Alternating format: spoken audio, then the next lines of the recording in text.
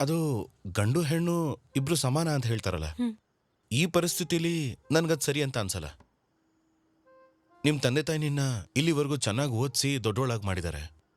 ಹೀಗಿರುವಾಗ ಯಾರು ಅಂತ ಗೊತ್ತಿಲ್ದಿರೋ ನನಗ್ ಕೊಟ್ಟು ನಿನ್ನ ಮದುವೆ ಮಾಡಿಸಿದ್ದಾರೆ. ಮದುವೆ ಮಾಡಿ ಕಳಿಸ್ಬಿಟ್ರೆ ಮುಗ್ದೋಯ್ತಾ? ನಿಜ ಹೇಳ್ಬೇಕು ಅಂದ್ರೆ ಇದೆಲ್ಲ ನಾಟಕ ಅಂತ ಅನ್ಸ್ಬಿಡುತ್ತೆ. ದೊಡ್ಡ ವಿಷಯನೇ. ಅವ್ರು ಮಾಡೋ ತ್ಯಾಗ ಎಲ್ಲ ದೊಡ್ಡ ವಿಷಯನೇ. ಓಹ್, ತುಂಬಾ ದೊಡ್ಡ ವಿಷಯನೇ. ಅದಕ್ಕೆ ಹೇಳ್ತೀನಿ, ಯಾವಾಗ ನಿಮ್ಮ ಅಪ್ಪ ಅಮ್ಮನ ನೋಡ್ಬೇಕು ಅನ್ಸುತ್ತೋ ಅವಾಗ ಅಲ್ಲಿಗೆ ಹೋಗ್ಬಿಡೋಣ.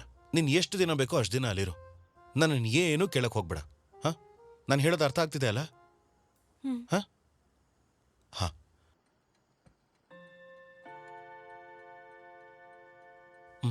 ಮಲ್ಗಣವಾ.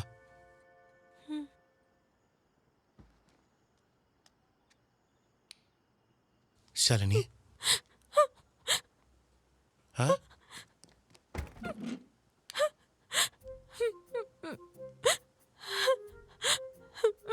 ಏನಾಯ್ತು?